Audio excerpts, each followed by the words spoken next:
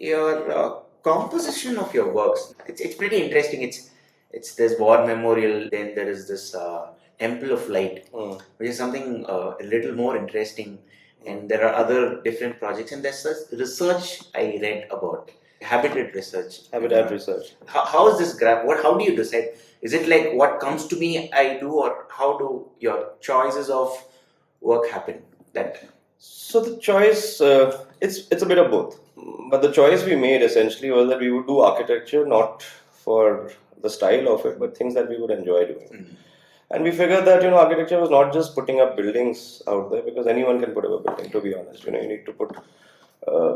Some people might say that no, not anyone can't put, but people can. People have been building for the longest. Humans have been building their houses for the longest. Each individual is a born architect, or maybe not.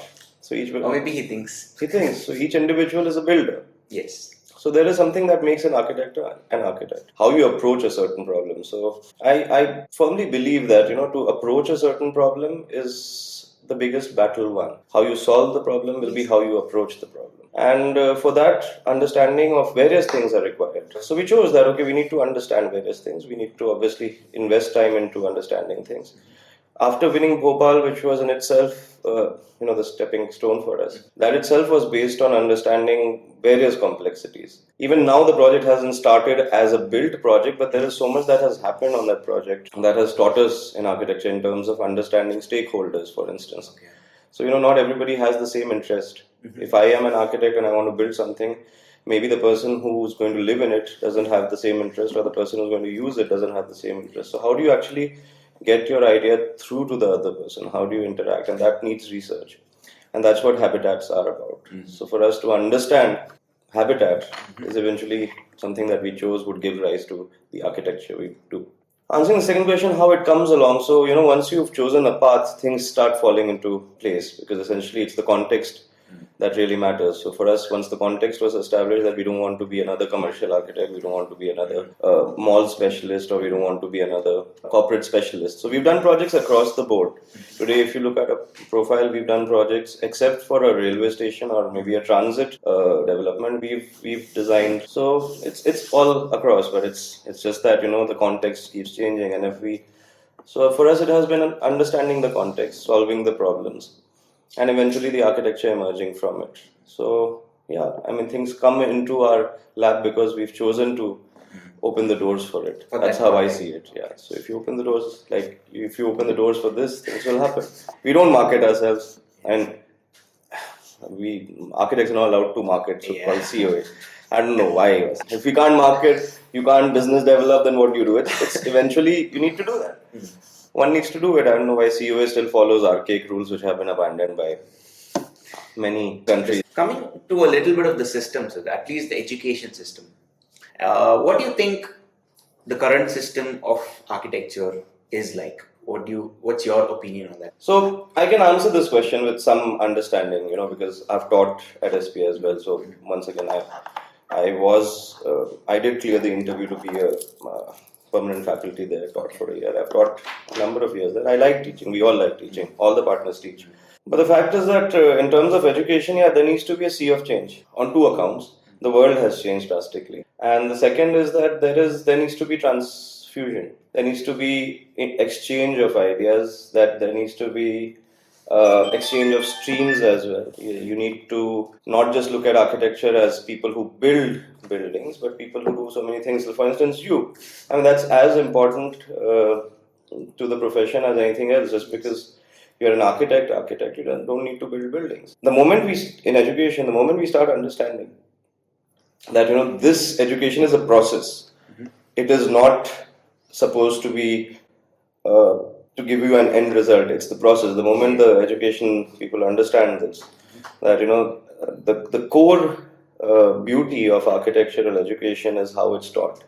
You're constantly taught to evaluate problems from different perspectives, as against an engineering perspective of education, where you have a certain set of rules which you follow, and then those are the results which will come out. Hence, for execution, you follow A, B, C, D, E, F, G, and you will get to F. And that's how engineering is different from architecture, where essentially if you follow A, B, C, and D, You may not end up at F, you might end up at something else, and that's what a studio shows. So it's happening. The fact is that it's not brought out to the world in that sense.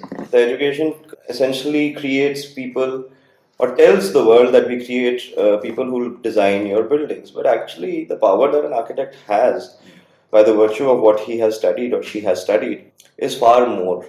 And that's something I even tried while I was teaching. We did do things, where structure was mixed with graphics and graphics was mixed with something else.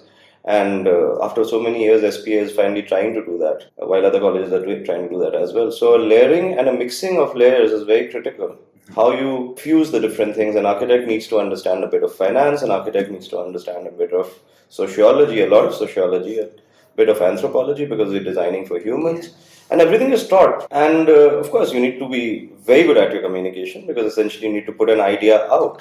So, and today the tools of communication have changed drastically. It's no longer a drawing. Yeah. So, for instance, if a person can't really draw, and yet the person can communicate his or her ideas through some other media, Still works. it works. But the fact is, you have to be good at that media. You can't just be silly at communication. So, drawing is probably one of the easiest things to pick up because it's you're trained with hands. You have things, you can sketch things out. So It's so fast. and it's fast. However, it's communication. So it's how it's understood. So we are seeing a change. There will be a change. There needs to be an understanding that architects can do a lot more, and architects do a lot more. If I just look at my alumni, they've been doing a lot more. It's not just project management and building construction and design. They do a lot more. I mean, I know people who've gone into the banking segment, they've gone into development segment, World Bank jobs.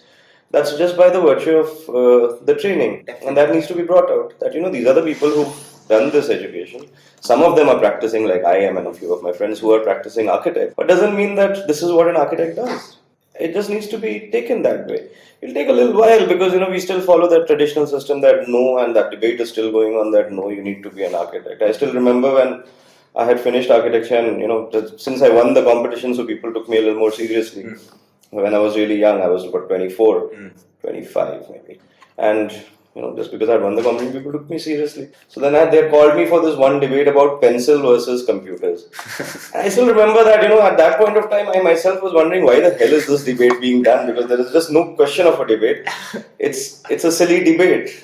And I had that debate. It was at an IIA conference. What was your opinion on that? It's irrelevant. It's a change of format of communication. You've gone into a system which is going to be, architecture was one of the first professions to be digitized, as a matter of fact. We took on digital communication long back. And it's high time that we went from AutoCAD, because it's a basic drafting tool, to the next level and telling people that we think differently. Now, there's a lot of this talk about design thinking these days. I think there needs to be talk about architecture thinking. How we think, how we solve problems, how we see the world.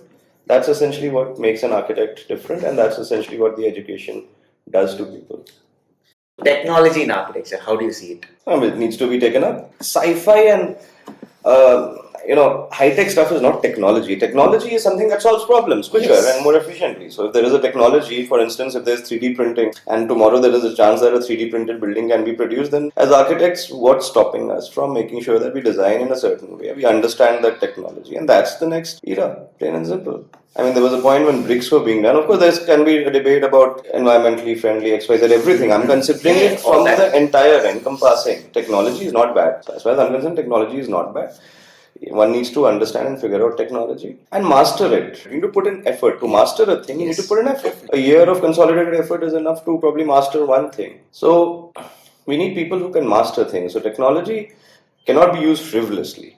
So if there's a tendency that I'll just take out a pretty 3D looking 3D and say that okay, I'm an architect and I can produce which is what is happening mostly. Pretty buildings and bulbous buildings, or follow a Zaha Hadid style and come up. The fact is, Zaha Hadid mastered what she was doing. We can't just be overnighters. Just by giving it a form doesn't mean that Zaha Hadid. She took a long time to establish her practice. She had a very difficult time as well when Zaha Hadid was starting, and she got a good break when she showed that okay, I can put this building out. And it took a long time for it. All architects take a little while, and now things happen quicker because technology is there, by the way. There is Facebook and then there's YouTube. You make a nice building, it's out there. I mean, when we were starting our practice, it was still not way back, but people consider us a us as young architects even now. But it's been almost 15 years now with almost over 250 projects. So we've been working and we make mistakes in every project. I won't be ashamed to say that no, we don't learn from every project. But the fact is that we learn from every project and we better it. And that's what technology is. I hope I haven't ended up confusing all of No.